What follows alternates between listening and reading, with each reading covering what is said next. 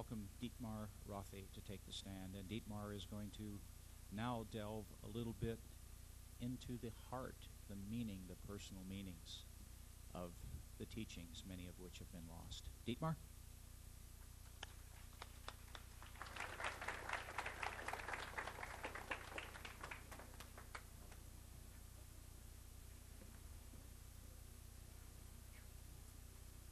Thank you, Bob. And I want to thank everybody here for being here. Spiritual wisdom and the responsibilities of life are not the most popular subjects. Nevertheless, they should be. And what I have to say to you today is perhaps the most important message you may hear in a lifetime. Now, please know that this is the first time I will be speaking publicly on a non-scientific subject. The role of being a preacher is new to me. So bear with me and with my heavy German accent. I will speak slowly because every word is important. You may ask, what the hell does a scientist know about spiritual teachings? Let me just summarize my answer by saying that I've seen the light and that I have accepted the presence of a spiritual realm underlying the physical world, a reality that rules all observable events. My own path from ignorance to awareness is detailed in a recently published book with the title In Search of Truth and Freedom. I will be glad to autograph copies of this book, which will be on special sale after this talk. According to my viewpoint, which is in total alignment with the teachings in the TJ, TJ meaning Talmud of Jmmanuel, extraterrestrial beings have monitored and guided Earth's humanity's evolution for millions of years. We need to get beyond discussing mysterious lights in the sky and arguing the pros and cons of UFO reality. Rather, we need to accept the alien presence and learn to deal with its philosophical impact. And we need to extract meaning and value from this for our own spiritual growth. Only ignorant people with an impoverished consciousness will keep asking, is there intelligent life out there? In truth, the entire universe is alive and intelligent because the infinitely intelligent creation spirit maintains everything that exists within its consciousness. The time will come when humankind must turn around and become reacquainted with the eternal values of life. TJ 36:26. And brothers and sisters, this time is now. Jmmanuel says in TJ 10:44, truly, I have not come to bring peace, but the sword of knowledge about the power of the Spirit, which dwells within humans. every one of us has an immortal spirit, which is a fragment of the universal spirit of creation. And the power of this spirit is nothing less than life. The power of this spirit. But why does Jmmanuel talk about the sword of knowledge? Because it cuts through the crap.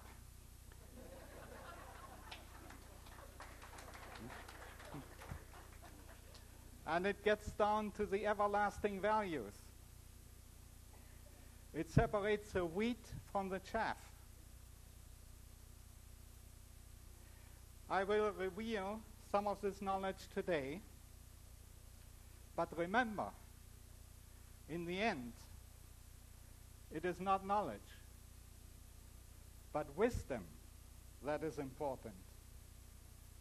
The wisdom to apply this knowledge to your life and your spiritual growth. There is no I equal to wisdom, no darkness equal to ignorance, no power equal to the power of the Spirit, and no terror equal to the poverty of consciousness. TJ 26:27. Before delving deeper into the teachings of Jmmanuel, let me warn you that the eternal truth, as proclaimed by Jmmanuel, may be considered the ultimate heresy by those of you who adhere to carefully nurtured and manipulated religious doctrines. Let's see, do we have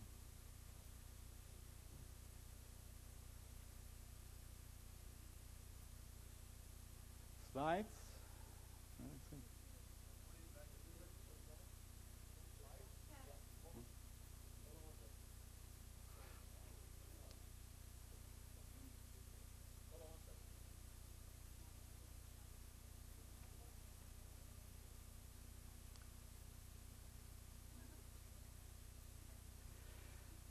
As a messenger of this heresy, you may view me as an instant enemy or your instant friend, depending where you are on your own path of evolution. I want you to get over these feelings right now so that you're open to what the TJ actually can teach you. Good. So let me clear the stage. Jmmanuel, who later became known as Jesus, is not God. And neither of the two created the universe. And many concepts in Judeo-Christian doctrine are incompatible with Jmmanuel's teachings. That's why he was nailed to the cross. Foremost among these are the concepts of sin, heaven, and hell, along with the related ideas that a person has to be saved by divine grace to get to heaven, and that God, by means of the devil, will punish unrepentant souls in hell.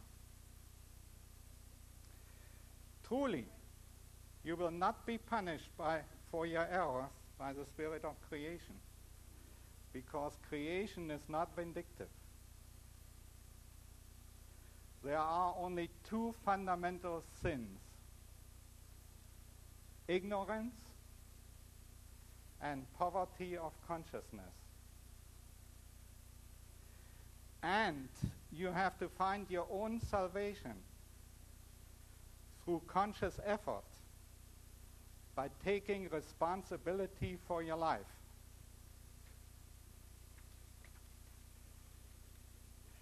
Keep this in mind for the rest of my presentation.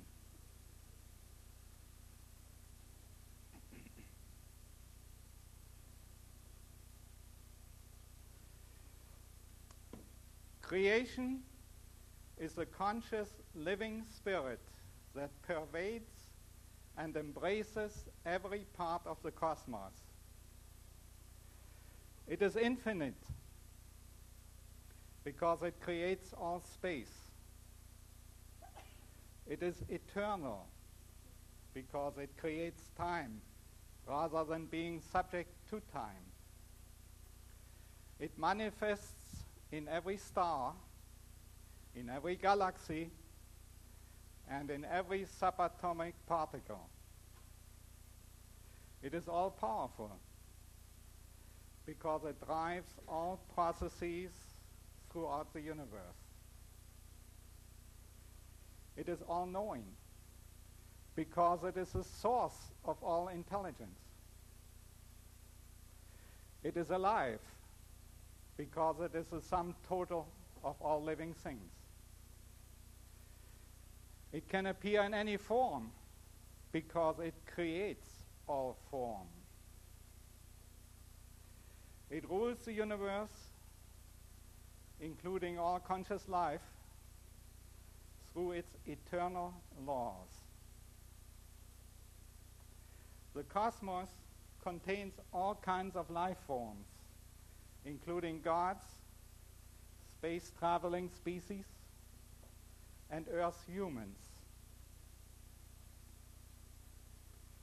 God is a human being, like all the celestial sons and the terrestrial humans, except that he is vastly greater in consciousness. TJ 4:40.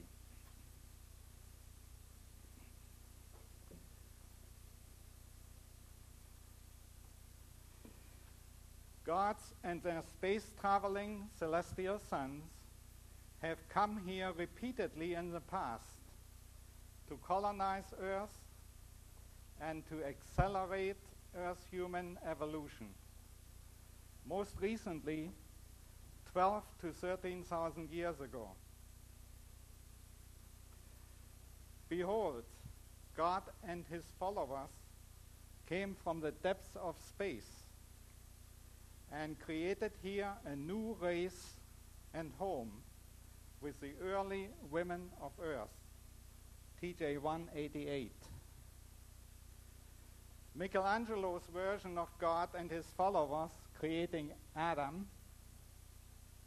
is mostly symbolic, but otherwise accurate, insofar that it depicts God and his celestial sons as fully human figures and arriving from the heavens.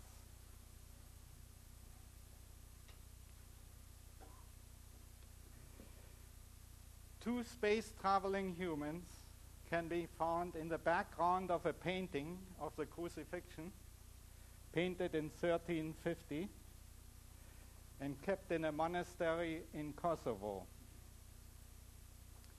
Other space beings are shown in cave paintings and petroglyphs dated at 12,000 and 8,000 years ago.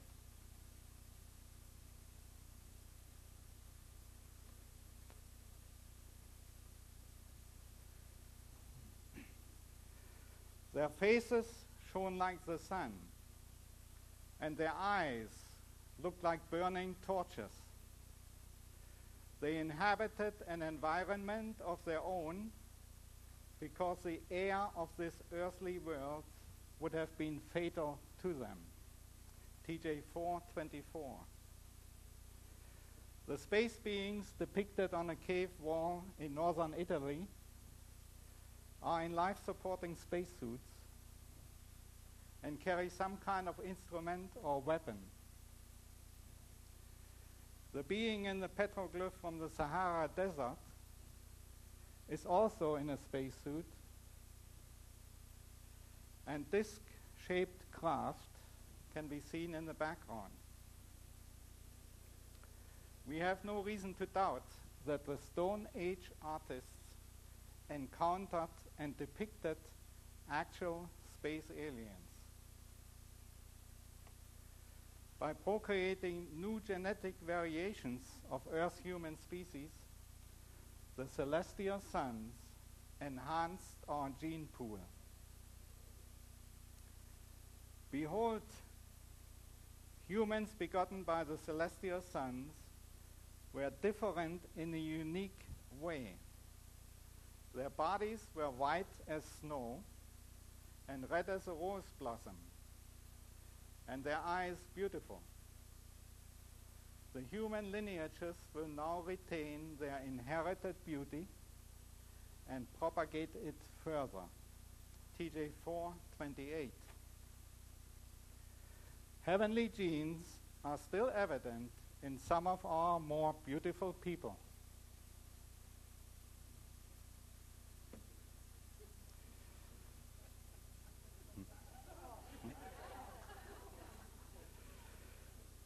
Now that I have your attention, let me get to the more serious parts of the spiritual teachings. Humans throughout the universe are destined to evolve spiritually over many reincarnations. The Pleiadian teachers of Jmmanuel define 7 levels of spiritual development.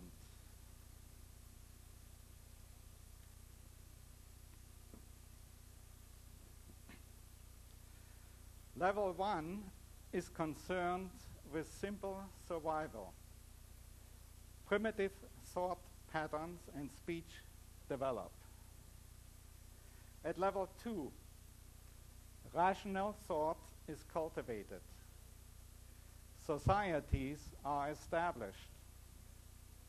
We have cultural activities and primitive science.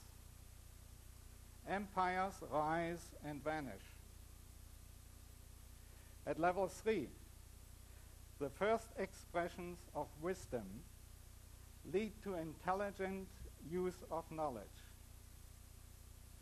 Technology is used to enhance the enjoyment of human life. We also see the beginnings of space travel here. Earth's human intelligence and spiritual advancement cover a wide range within levels 2 and 3.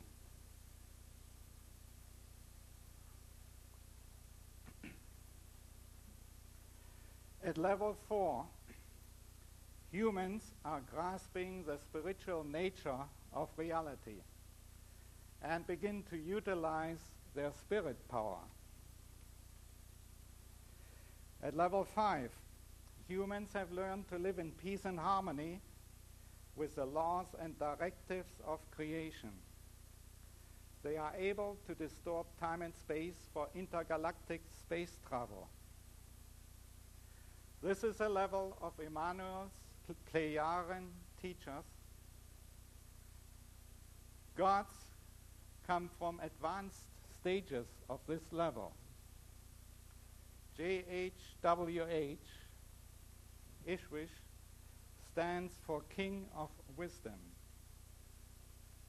Such a god may be assigned to oversee human evolution on an entire planet. At level 6, advanced spirit forms have developed enough wisdom and power to be able to evolve further without the need of a physical body. At level 7, spiritual beings have become perfect, ending their journey by merging with the spirit of creation. I will now discuss the laws and directives of creation, which govern life and which allow individual spirits to evolve. The fundamental principles of the creational realm are shown here.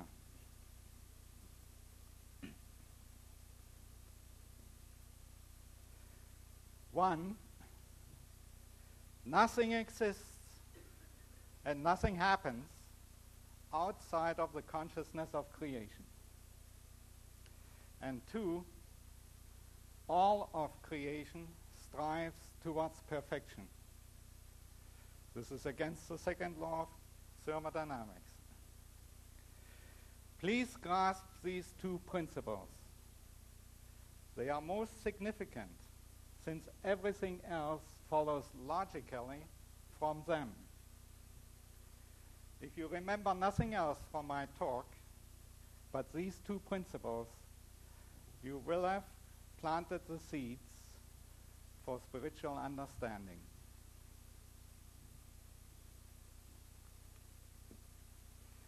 Creation evolves over eons of time according to eternal principles and laws, which I have attempted to condense into convenient sound bites here. After my own summaries, I will quote relevant verses directly from the TJ. We distinguish between laws of creation and directives of creation. The laws define the principles and forces governing the evolution of the universe. These creational forces which drive evolution are life, creativity, logic, love, and wisdom. The directives are guidelines for humans on their individual paths of spiritual evolution. I will discuss the laws of creation first.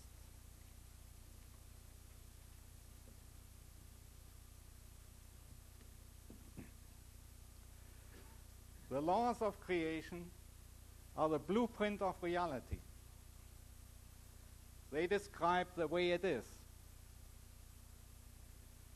The physical laws that our sciences are discovering, such as the laws of physics, chemistry, biogenetics, engineering, and so forth, form a subset of the spiritual laws of creation, because spirit controls the material world.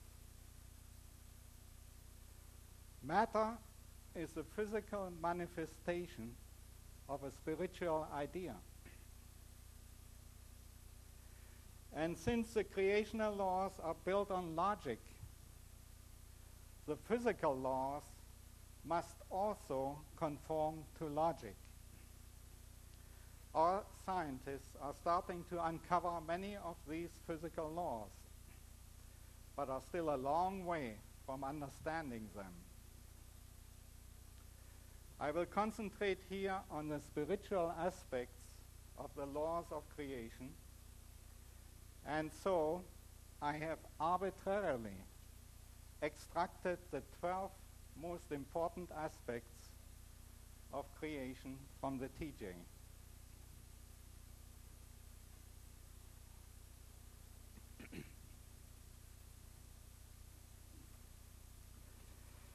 One, immutability.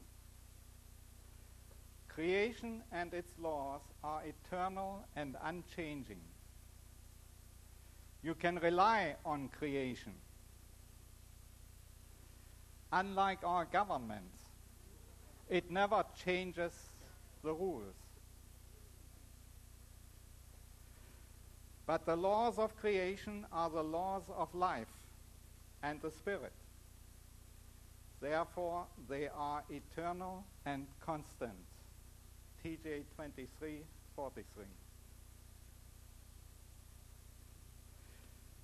2, omnipresence. Creation is all and ever present. It brought forth all that exists out of itself. It is the source of all power and endows everything with spirit and life. Within itself, creation is pure spirit and therefore infinite power. because it is one within itself, and nothing exists outside of it. TJ 21:28. Omnipotence. Creation is omnipotent. In its creativity, love, logic, and wisdom, and in its spiritual power, creation stands immeasurably high above all individually existing life forms. Jmmanuel preached powerfully, saying, "Behold, creation stands above humanity, above God, and above everything." TJ 34:1.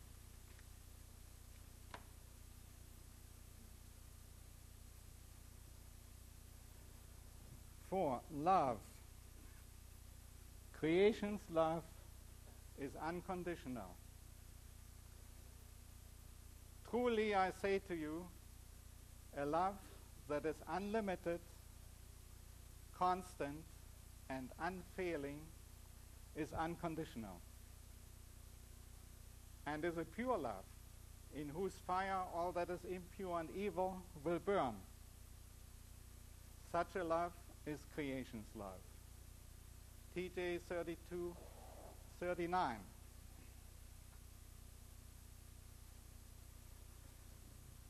Five, logic. Every effect has a cause. Every action has a consequence. When you violate the law of creation, you have to accept the consequences. If the universe did not function according to logic, our sciences would be useless, because mathematical prediction would be impossible. Commandments and laws are valuable only when they are derived from wisdom, and hence are logical. TJ 26:11.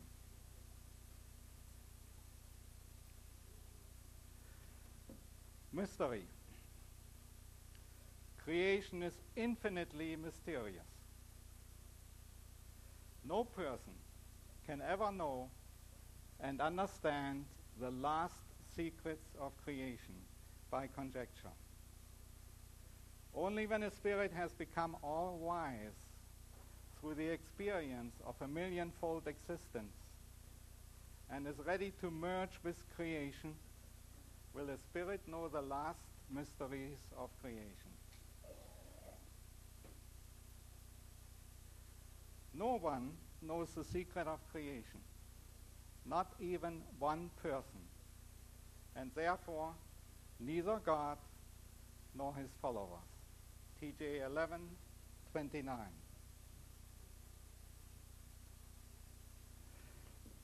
Life.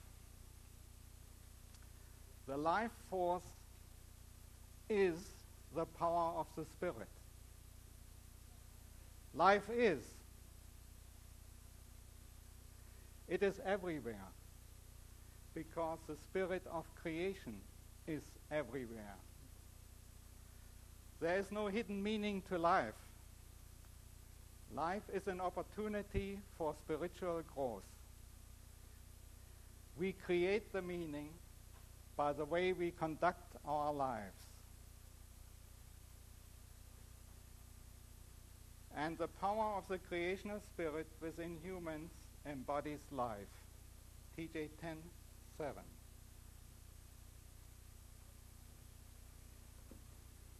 Creational evolution.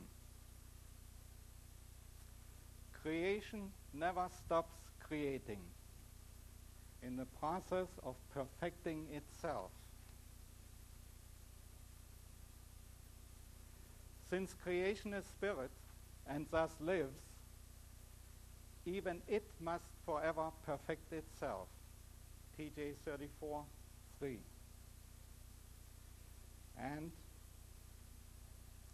But since it is one within itself, it can perfect itself by way of its own creations through the generation of new spirit forms that dwell within humans, give them life, and evolve towards perfection through their learning. TJ 34:4.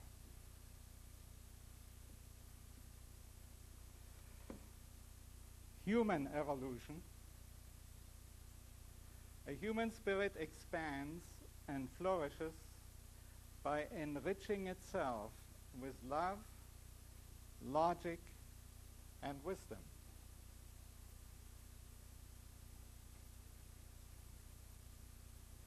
It takes countless physical lifetimes for a spirit to become perfect, and so it must reincarnate countless times.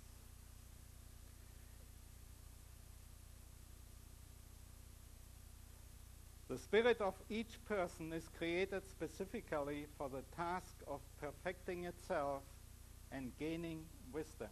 TJ 21:25. This brings us to the subject of spiritual immortality and reincarnation. Once created, a human spirit is indestructible. That's good news, right? The material life is limited, but the life of the spirit lasts forever. TJ 34:22. A human spirit evolves through the experience gained in many lifetimes, because the spirit can only learn through the experience of life in a physical body.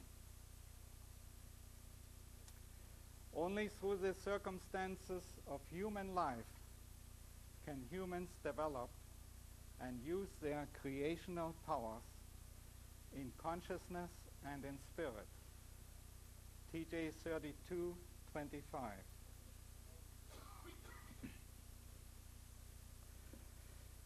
Free will and destiny. Free will allows human to learn by trial, error, and correction. Note, we don't just learn by trial and error. We must recognize the error and make correction. Creation guides the human life experience by leading a person into situations from which he or she can learn a needed lesson. Psychologist Carl Jung called these situations synchronicities. You may be familiar with these. Thus, humans live with the mission of perfecting their spirits and obtaining insight and knowledge through mistakes so that they may lead the lives for which they were destined. TJ 18:53. And thousands of lights will guide humans along their path, provided they observe and follow them. TJ 32:31. And last but not least, the subject of justice.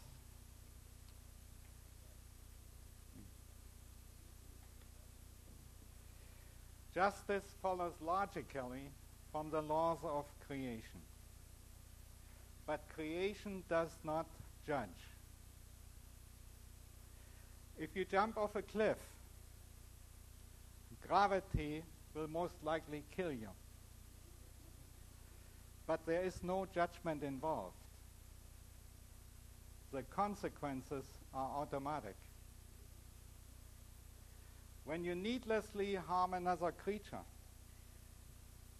you also harm your own spirit by retarding its development. The consequences are automatic.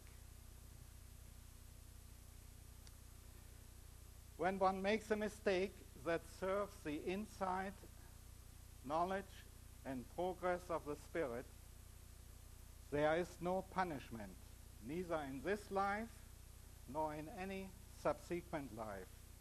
TJ 18:52.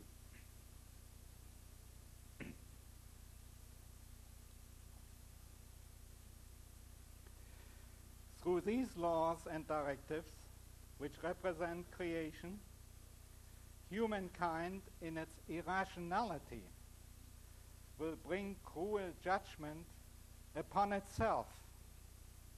TJ 25:47.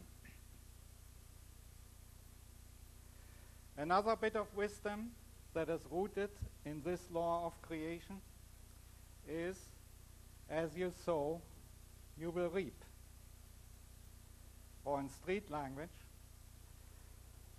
what goes around comes around. We may consider this the inverse golden rule. As you treat others, so they will treat you. And this is the way it is. But what is our responsibility within the grand plan of creation? For this, creation has given us two specific directives.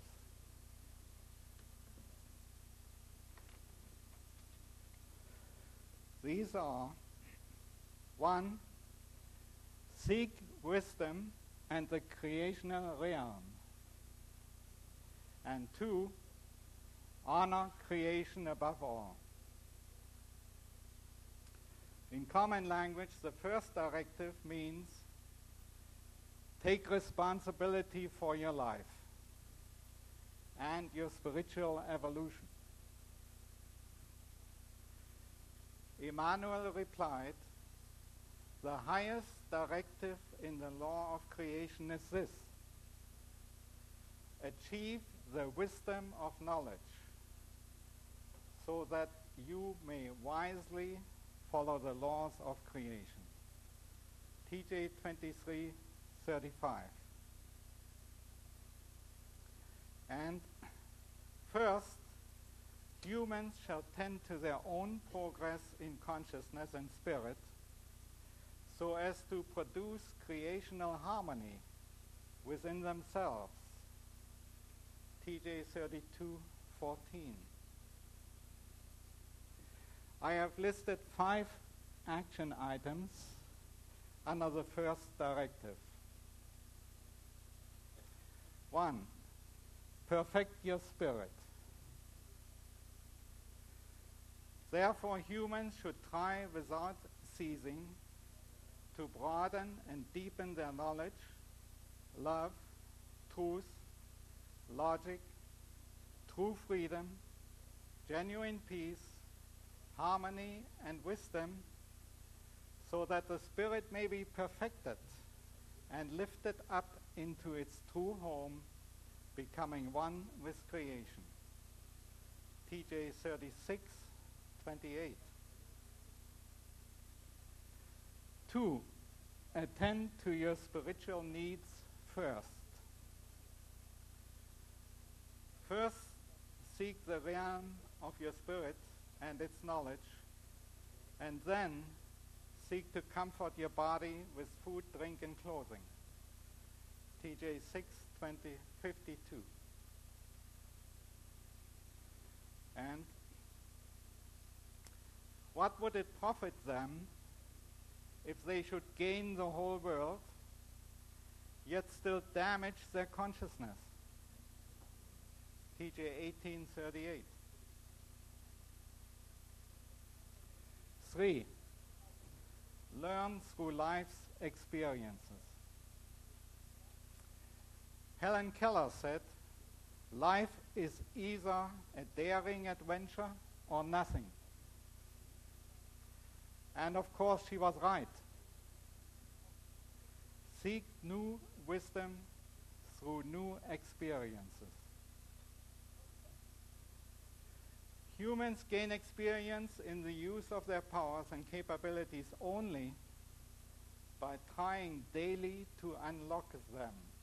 TJ 32:26.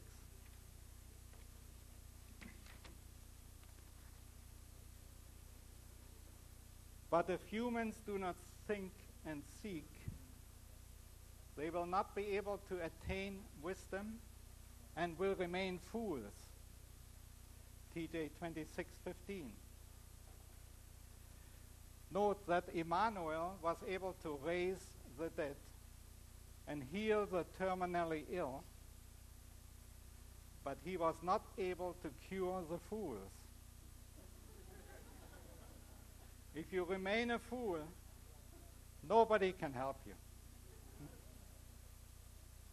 The next item, conquer fear and seek true freedom. Love cannot blossom in the presence of fear. Personal power cannot blossom in the presence of fear. Therefore, seek spiritual wisdom to banish ignorance and poverty of consciousness so that fear may be replaced with love and confidence. Free yourself from the enslaving power of false doctrines, evil passions, addictions, negative emotions, imagined needs, and attachments. No greater darkness rules within humans than ignorance and lack of wisdom. TJ 32:15. And greatness of personal victory requires uprooting and destroying all influences that oppose the creational force. TJ 32:16.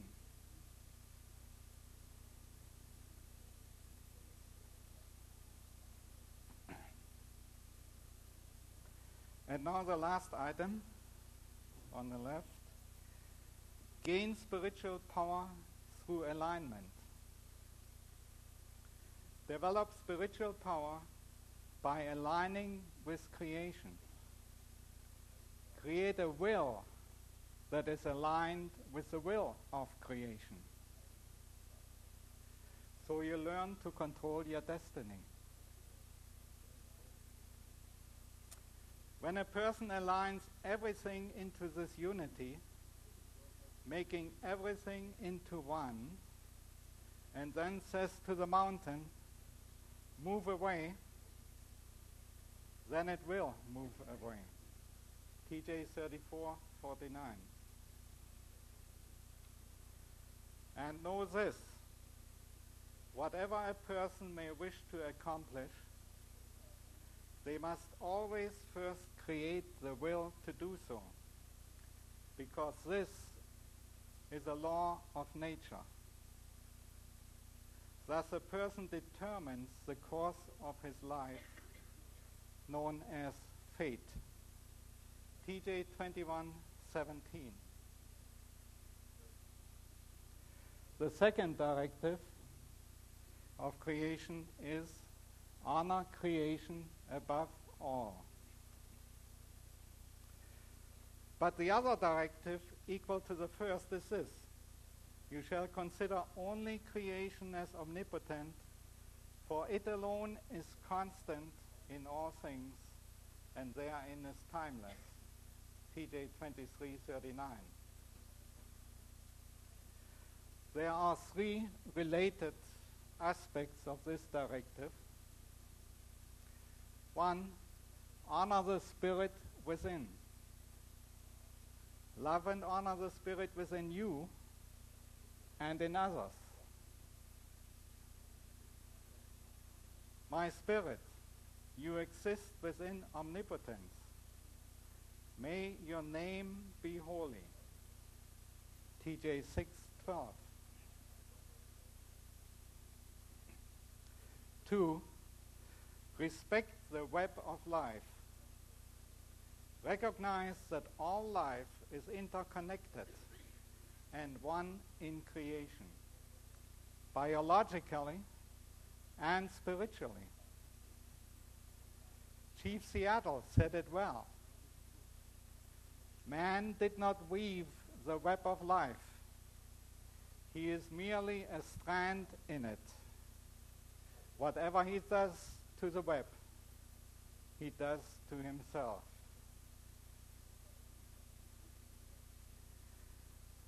Whatever human beings do, they shall do with the awareness of creation's presence. TJ 32:12. And lastly, we have value spiritual wisdom. Because spiritual wisdom that recognizes the truth is the only true value in life. For truly I say to you, do not throw your spiritual treasure into the dirt,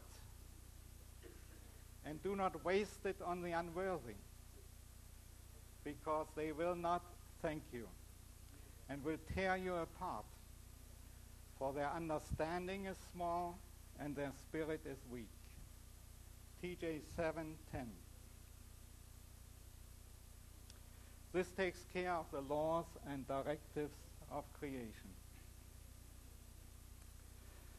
Now, some of you will want to know what happened to the 10 Commandments that Moses brought down from Mount Sinai. The TJ acknowledges all of these commandments of God, albeit in modified form, plus some additional ones.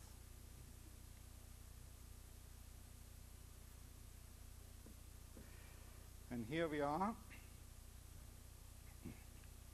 The commandments of God define what is right for human conduct in order to make society functional.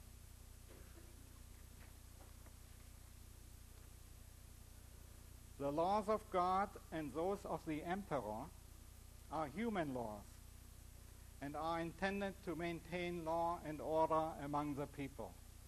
TJ 23:42. The commandments in the pink boxes are related to the original commandments in Exodus 20. The ones in the yellow boxes can also be found in one form or another in the New Testament.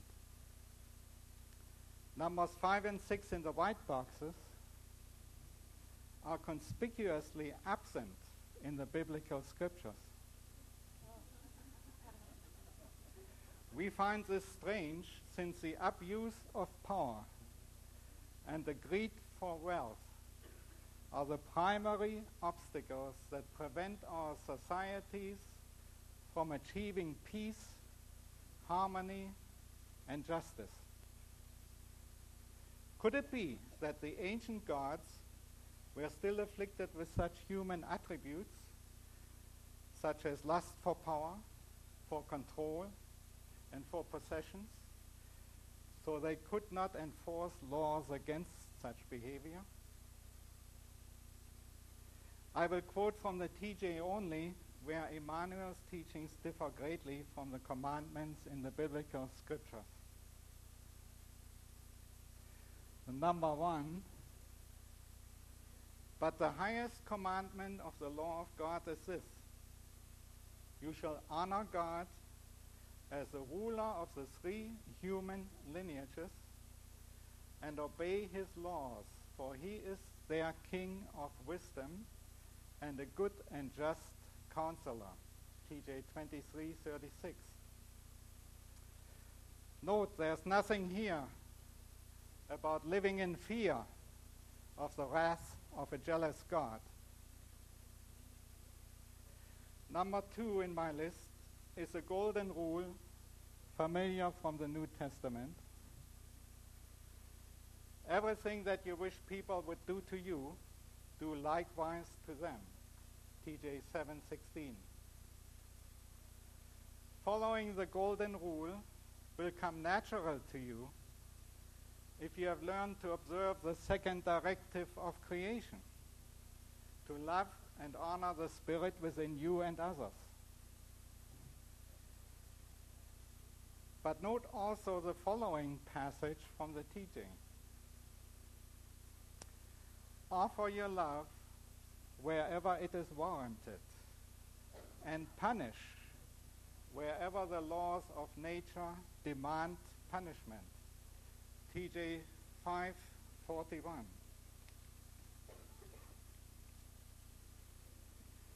Regarding the commandment of thou shalt not kill, the TJ is also more specific. Guilty are all those who kill when not acting in self-defense. TJ 5:23. Regarding greed and abuse of power, we have: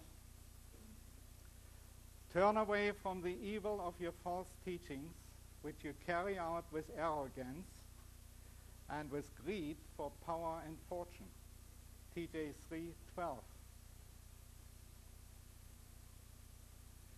The commandments about swearing and using God's name in vain is substituted by number 8, be honest and true. Let your word itself be true, and do not swear by anything. However, I say to you that you shall not swear at all. Do not swear by the heavens, because they are infinite and immeasurable. Neither swear by the earth, because it is impermanent, and so forth. TJ 5:34. Regarding number 10, the New Testament says, judge not that ye not be judged.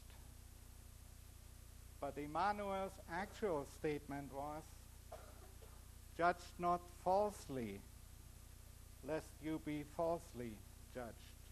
TJ 7:1. And one last comment about number 12, knowing your worth. Jmmanuel says, it is unwise and foolish for people to let others consider them greater or smaller than they really are. TJ 24:14. In other words, be neither arrogant nor meek, but act according to your level of spiritual wisdom. There's nothing in the TJ about the meek inheriting the earth. The earth is destined to be ruled by wisdom, so that ignorance and poverty of consciousness will be banished, and so that love, peace, and harmony can flourish. This may not happen in our lifetime, but eventually, wise people on earth will gain the upper hand. Thank you for your attention.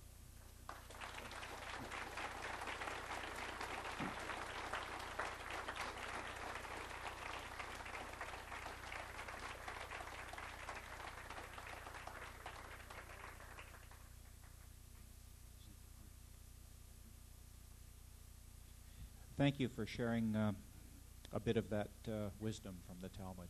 Thank you. Yes, guys, how much time? We have 5 minutes? Okay, if there are any questions, Dietmar will address questions for 5 minutes.